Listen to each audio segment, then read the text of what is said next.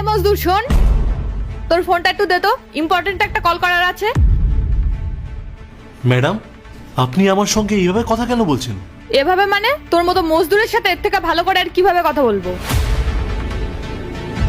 শোন, আমার ফোনে নেটওয়ার্ক নেই আর ফোন করাটা খুব ইম্পর্টেন্ট, তাই বেশি কথা না বাড়িয়ে ফোনটা দে। ঠিক আছে, নাম্বারটা বলুন।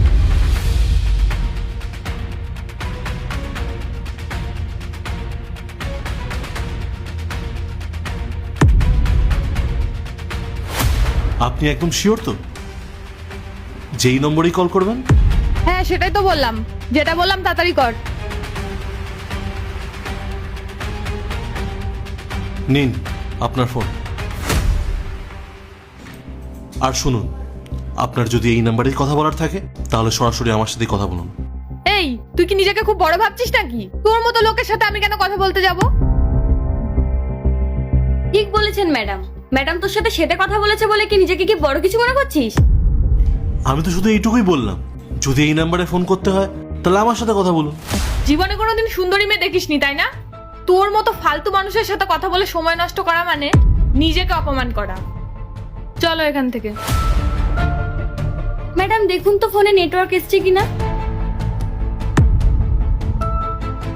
হ্যাঁ নেটওয়ার্ক তো এসেছে, দাঁড়াও একবার কল করে দেখি।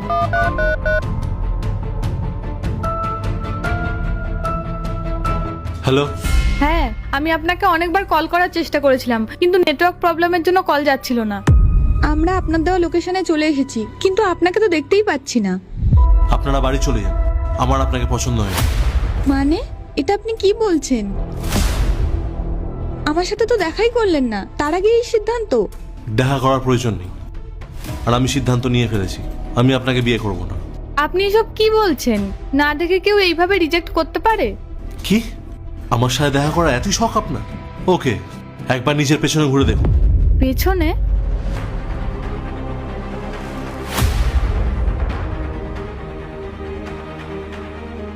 তুমি তুমি কি সে যার সাথে আমার বাবা আমার বিয়ে ঠিক করেছেন?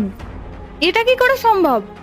হ্যাঁ, আমি সেই ছেলে যার সাথে আপনার বাবা বিয়ে ঠিক করেছে, আর সেই কারণেই আজ আমার এখানে আসা। আমার বাবা এত বড় একটা ভুল করলো কি করে? হয়তো বাবা বুঝতে পারিনি যে তুমি একটা শ্রমিক। থ্যাংক গড, আমি সত্যিটা আগেই জেনে গেছি, না হলে আমার যে কি হতো ভগবানই জানে। তোমার মতো একজন মজদুরকে বিয়ে করলে আমার সারা জীবন তোমার মতো করেই কাটাতে হতো। একদম ঠিক বলেছেন ম্যাডাম, ওর মতো মজদুরের পার্ট 2 দেখতে সাবস্ক্রাইব করো ভেলকু 78M।